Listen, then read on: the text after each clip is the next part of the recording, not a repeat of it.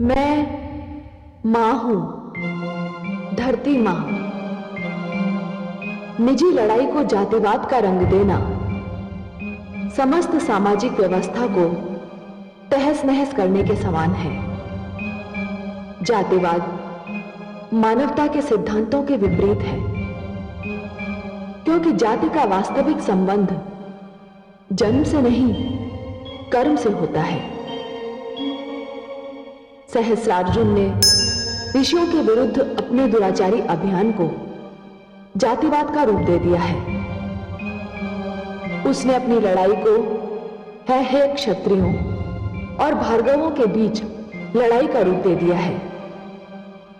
ये रोग फैला तो समाज एक भयंकर महामारी का शिकार हो जाएगा। मुझे यही चिंता है कि ये युद्ध कोई ऐसा मोड़ न ले ले जिससे मानव समाज खून में लथपथ हो जाए। परशुराम के प्रति जो अन्याय हुआ है वो क्या रंग लाएगा, मुझे इसकी भी चिंता है। महाराज सहस्रार्जुन, आप चिंता ना करें। आपके सामने हम सेना की एक ऐसी दीवार खड़ी कर देंगे जिसको तोड़ना परशुराम के लिए असंभव हो जाएगा। नहीं, यह उचित नहीं होगा। इस नीति में मुझे कोई बुद्धिमानी दिखाई नहीं देती। ऐसा क्यों महाराज? हम जो कुछ भी कर रहे हैं आपकी सुरक्षा को ध्यान में रखकर कर रहे हैं। इस समय हमारी सुरक्षा से भी महत्वपूर्ण है परशुराम का वध। इस समय परशुराम की दशा उस चूहे जैसी है जो घर में अपने लिए अनाज ढूंढ रहा है। यह अनाज उसे मूषिक पेटिका में दिया जाएगा। जैसे ही वो अनाज के लालच में आएगा, हमारे जाल में फंस जाएगा और हम उसे बंदी बना लेंगे। महाराज, आपकी बात का तात्पर्य? मेरा अर्थ बिल्कुल स्पष्ट है। इस समय परशुराम केवल मुझे ढूंढ रहा है। जैसे ही वो मुझ पर आक्रमण करने आए, उसे आने दिया जाए। जैसे ही वो हमारे घेरे में आ जाएगा, हम उसे चूहे की भांति पकड़कर मार डालेंगे। महाराज, मैं आपका तात्पर्य अच्छी तरह समझ गया। हम इसी प्रकार व्यूह की रचना करेंगे।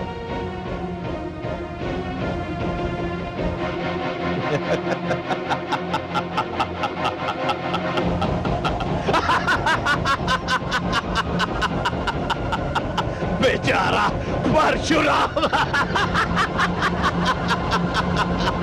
परशुराम, नहीं, हम ऐसा नहीं करेंगे। हम ऐसा कदापि नहीं करेंगे। ऐसा क्यों?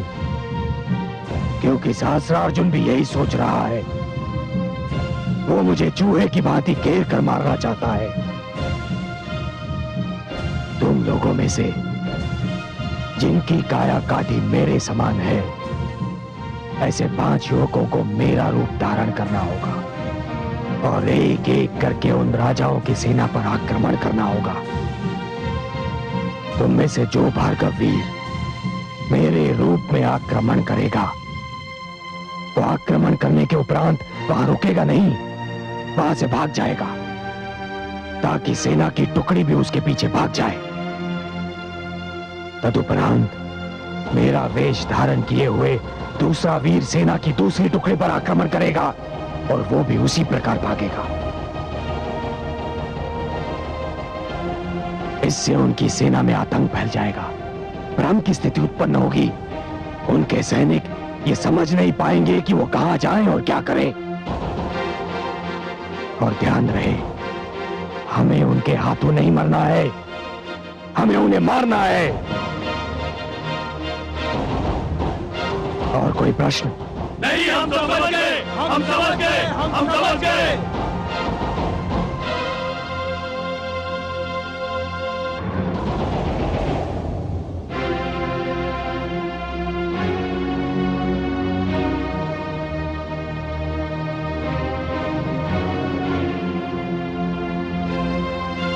महाराज की जय हो। परशुराम ने अपने संदेश वाहक को कोई महत्वपूर्ण संदेश लेकर भेजा है।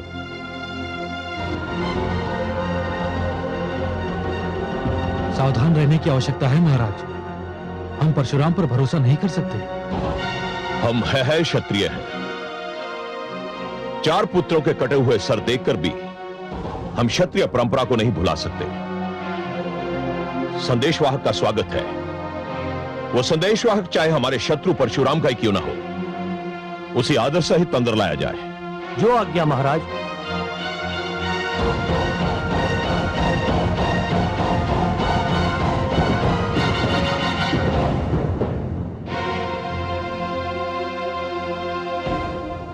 श्री राज राजेश्वर चक्रवर्ती सम्राट सहस्त्रार्जुन की जय हो। औपचारिकता में समय नष्ट करने के स्थान पर वो संदेश सुनाओ जो परशुराम ने तुम्हें यहां देने के लिए भेजा है। महाराज, जमदग्नि पुत्र परशुराम ने यह संदेश भेजा है कि युद्ध प्रारंभ होने से पहले वो एक बार आपसे मिलना चाहते हैं। कोई से मिलना चाहता है? क्यों? ये तो मैं नहीं बता सकता, मुझे केवल संदेश देने का आदेश था। कहां मिलना चाहता है? युद्ध क्षेत्र में। किंतु महाराज, मेरा संदेश अभी पूरा नहीं हुआ है। तो पूरा करो। महाराज, परशुराम ने यह भी कहा है कि आप उनसे मिलने आए, किंतु अकेले।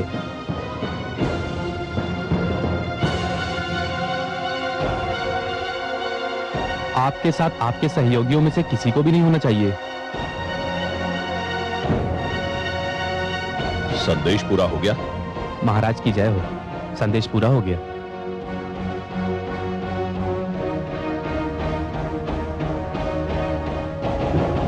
आपने क्या निर्णय लिया है महाराज?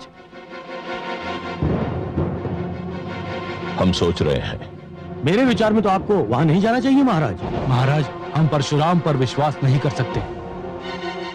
महाराज, आपके वहां जाने से संकट भी उत्पन्न हो सकता है और हमारे ना जाने से क्षत्रिय गौरव का अपमान भी हो सकता है। क्षत्रिय गौरव के सम्मुख हमारे प्राणों का कोई मूल्य नहीं। हम जाएंगे, अवश्य जाएंगे। परशुराम से कहो कि हमने उसकी विनती स्वीकार कर ली है। हम उसे मिलने अवश्य आएंगे। महाराज की जय हो।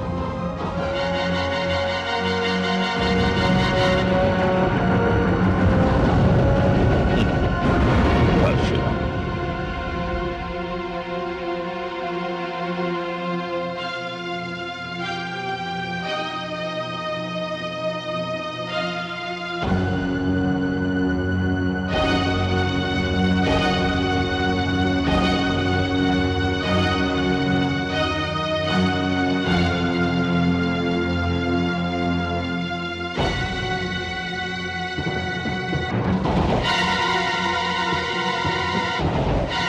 तुमने कदापि आशा नहीं की होगी कि मैं तुमसे भेंट करने आऊंगा। मुझे आशा ही नहीं, विश्वास था सहस्त्रार्जुन कि तुम आओगे। मुझे पूर्ण विश्वास था कि तुम आओगे और अकेले आओगे। इस विश्वास का कारण? सहस्त्रार्जुन, मैं है इतिहास और परंपरा से भलीभांति परिचित हूं। तो ये कहो कि तुम्हें है क्षत्रिय एकता ने भयभीत कर दिया है। सहस्त्रार्जुन, मैं संसार में किसी वस्तु से भयभीत नहीं होता। हाँ, कुछ बातें मुझे चकित अवश्य करती हैं। मैं समझा नहीं। मैं समझाता हूं।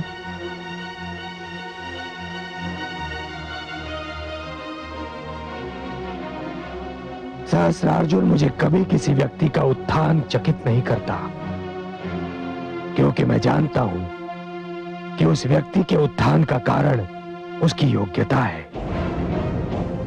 जीवन में उत्थान उसी व्यक्ति का होता है जो उसकी क्षमता रखता है, परंतु उसी व्यक्ति का जब पतन होता है कार्तवीर्य, तब मैं चकित अवश्य रह जाता हूं, ये सोचकर कि उस व्यक्ति की वो योग्यता कहां लुप्त हो गई जो कभी उसके उत्थान का कारण बनी थी। मैं तुम्हारी कथा सुनने नहीं आया। कथा सुनाने तो मैं भी नहीं आया हूं। मैं जो कुछ कह रहा हूं वो अक्षरशः सत्य है। तुम एक तेजस्वी राजा थे, पहलवान शासक, प्रतापी नरेश।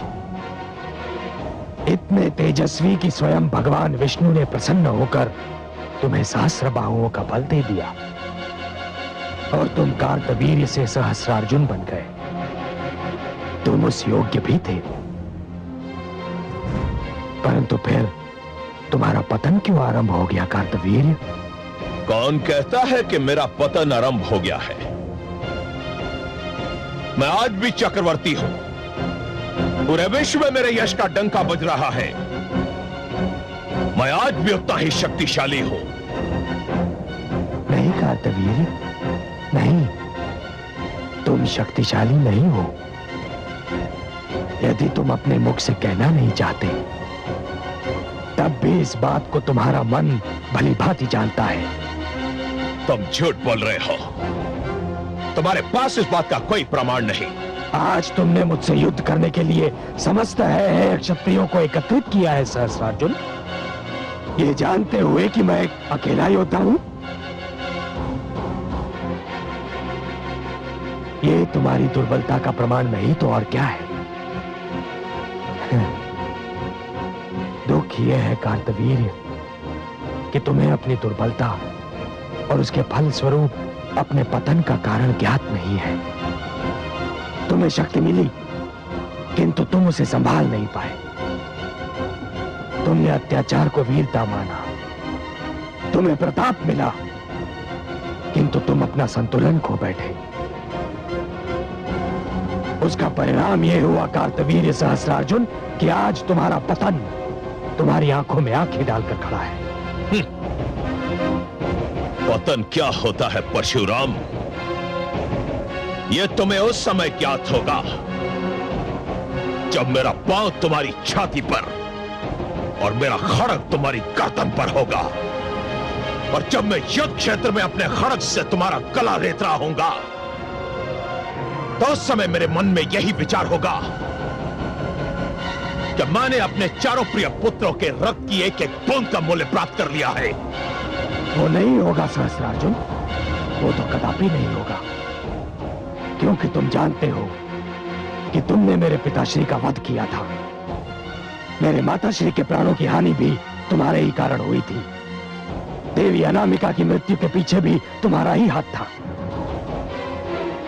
तुम ये सब जानते हो कार्तवीर्य सहस्रार्जुन, और तुम ये भी भली भांति जानते हो कि तुम्हें इस सब का मूल्य चुकाना है,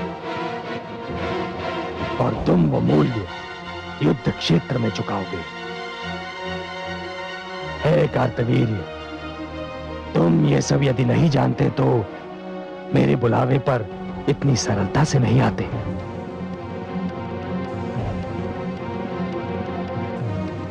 मुझे अब तक यह नहीं ज्ञात हो सका कि तुमने मुझे यहां आने का निमंत्रण क्यों दिया था। एक अवसर देने के लिए, केवल एक अंतिम अवसर। जो बात मैंने महारानी मृण्मयी से कही थी, यदि तुम वो बात मान लो सहस्रार्जुन, यदि तुम समस्त ऋषियों, भार्गवों और विद्यार्थियों से क्षमा मांग लो, तो यह युद्ध टल सकता है। तुम्हारे प्राणों की रक्षा हो सकती है।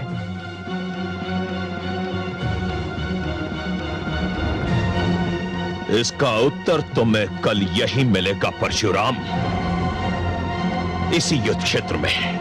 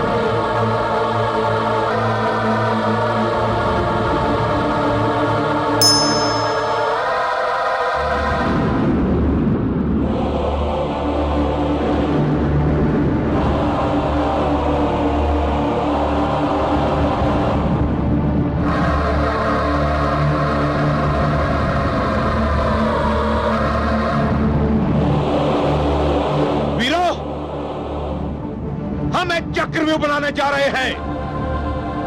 समझ रहे, एक एक सैनिक, एक एक योद्धा का एक ही लक्ष्य होगा, परशुराम।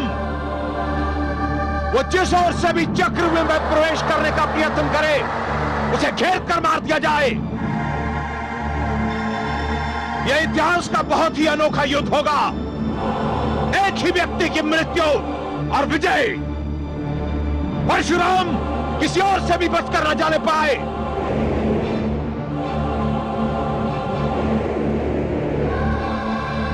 महाराज सहस्त्रार्जुन, युद्ध क्षेत्र तो रिक्त है। यह कैसा युद्ध है? यहां तो कोई प्रतिद्वंदी नहीं है।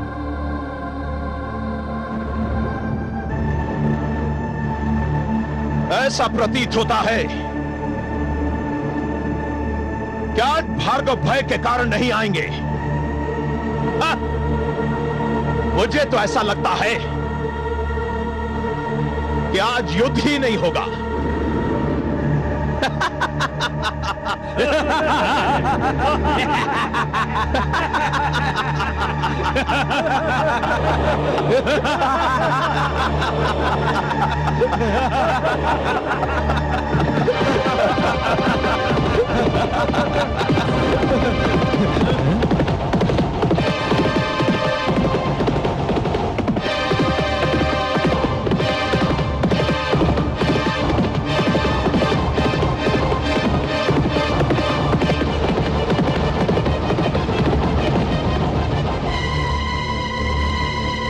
परशुराम,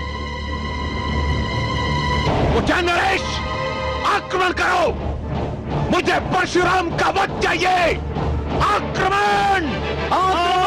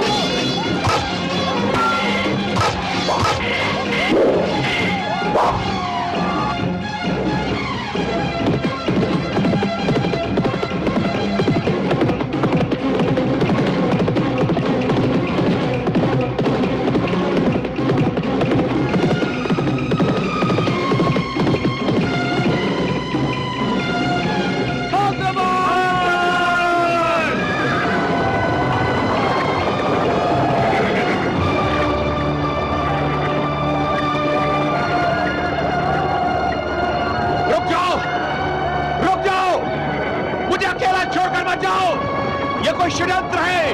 ये परशुराम नहीं है, लौटाओ लौटाओ, ये परशुराम नहीं है, लौटाओ।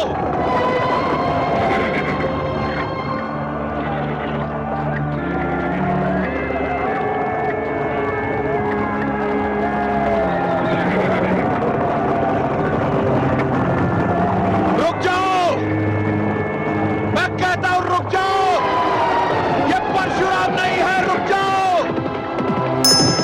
रुक जाओ, रुक जाओ, मुझे अकेला छोड़कर मत जाओ, ये कोई षड्यंत्र है, ये परशुराम नहीं है, लौटाओ लौटाओ, ये परशुराम नहीं है, लौटाओ।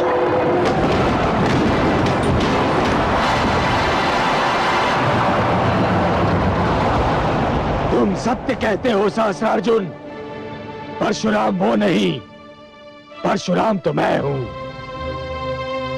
अब उठाओ अपने शस्त्र और दिखाओ अपनी सहस्त्र बाहुओं का बल।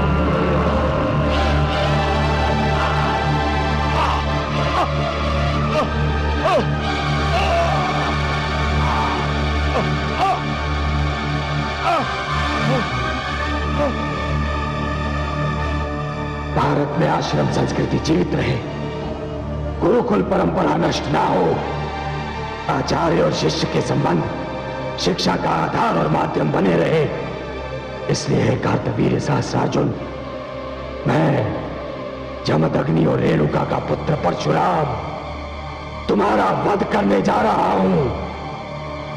शंभो!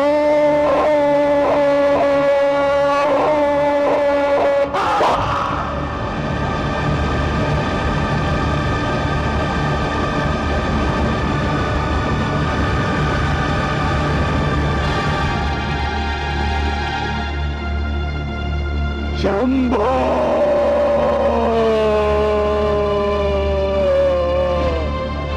हे शंभो!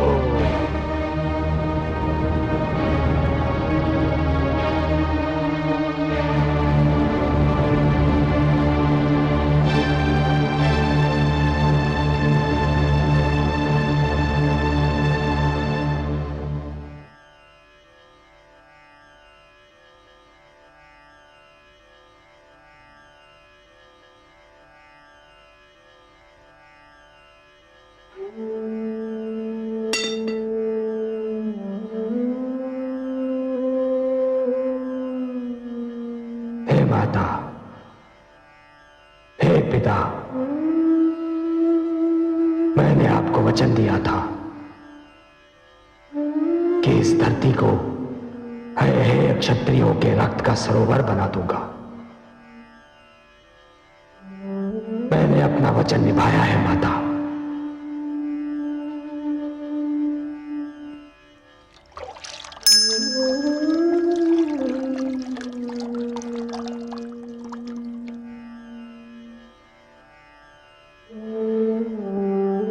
मैं आज उन क्षत्रियों के रक्त से आपका तर्पण कर रहा हूं। इस क्षण के उपरांत मेरा अभियान समाप्त हो गया है। परशुराम एक इतिहास बन गया है माता। परशुराम एक इतिहास बन गया, वो इतिहास जो मानव को यह बताएगा कि अत्याचार का विरोध ना करना अत्याचार को सहयोग देना है। हे देवगण, हे ब्रह्मा, हे शिव शंभो, परशुराम ने अपना लक्ष्य पूर्ण कर लिया। मैंने अपना लक्ष्य पूर्ण कर लिया।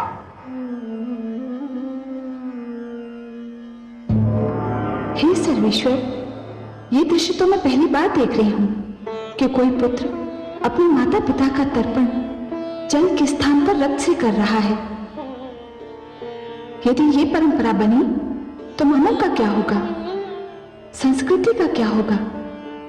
महादेवी, ये दृश्य देखने में क्रूर अवश्य लगता है, परंतु तनिक सोचिए, उस पुत्र की मनस्थिति क्या होगी जिसके माता पिता, मित्र, आचार्य और एक निर्दोष कोमल कन्या को निर्ममता से मार दिया गया हो। मैं भी यही समझती हूँ कमल नयन कि सारा किया धरा सहस्रार्जुन का है। उसने तो अन्याय की हर सीमा लांघ ली है। परंतु हे सर्वेश्वर, सहस्रार्जुन को सहस्र बाहुओं का बल आप ही ने प्रदान किया था ना? हाँ महादेवी, पर सहस्र बाहुओं का बल मैंने उसे क्यों दिया था, ये तो वो भी जानता था और आप भी जानती हैं। मानव की यही दुर्बलता है महादेवी कि वो कभी कभी अपने वरदान का ऐसा दुरुपयोग करता है कि वरदान देने वाला अपनी देन पर पछताने लगता है। और इसका एक ही उपाय है महादेवी कि मानव को अपने जीवन में इतनी शक्ति दी ही न जाए कि वो दूसरों के लिए अभिशाप बन जाए और मुझे हस्तक्षेप करना पड़े। मैं भी यही कह रही थी जगदीश्वर। मानव को ईश्वर ने सद्बुद्धि दी, जीवन के नियम बताए, न्याय अन्याय, धर्म अधर्म, सत्य असत्य, उजाले अंधेरे की पहचान करा दी, उसे हर रूप से संपूर्ण बनाया। फिर ऐसा क्यों होता है कि हर बार आपको हस्तक्षेप करना पड़ता है? महादेवी, जिस प्रकार सारे घर में उजाला फैलाने वाला दीपक चाहते हुए भी अपने ही पैरों तले का अंधेरा नहीं मिटा सकता, उसी प्रकार समस्त शक्तियों से संपन्न होने के उपरांत भी मानव अपनी ही भीतर की दुर्बलता पर अंकुश नहीं रख पाता। मानव की दुर्बलता यह है महादेवी कि शक्ति पाते ही वो ये सिद्ध करने पर उतर आता है कि जो शक्ति उसके पास है वो किसी और के पास नहीं है, और इसे सिद्ध करने में वो उसी प्रकार अहंकार के जाल में फंस जाता है जिस प्रकार एक पंछी बहेलिए के जाल में फंस जाता है। और फिर जिस प्रकार भोर दोपहर में, दोपहर संध्या में और संध्या रात्रि में परिवर्तित हो जाती है, उसी प्रकार अहंकार अन्याय में, अन्याय अत्याचार में और अत्याचार निर्ममता में परिवर्तित हो जाता है। और तब आपका हस्तक्षेप न करना असंभव हो जाता है। हाँ महादेवी, और फिर मानव की आत्मा से दुखी पुकार उठती है जिसे सुनकर मैं अपने पग रोक नहीं पाता। कमल नयन, आप पग नहीं उठाएंगे तो अनर्थ हो जाएगा। आत्मा की दुखी पुकार परमात्मा ने सुनी तो मानव की आस्था टूट जाएगी, विश्वास चूर चूर हो जाएगा, तम और अन्याय की शक्तियों की विजय हो जाएगी। मानव की तो आप संकट मोचन हैं, सहायक हैं, अंतिम आश्रय हैं।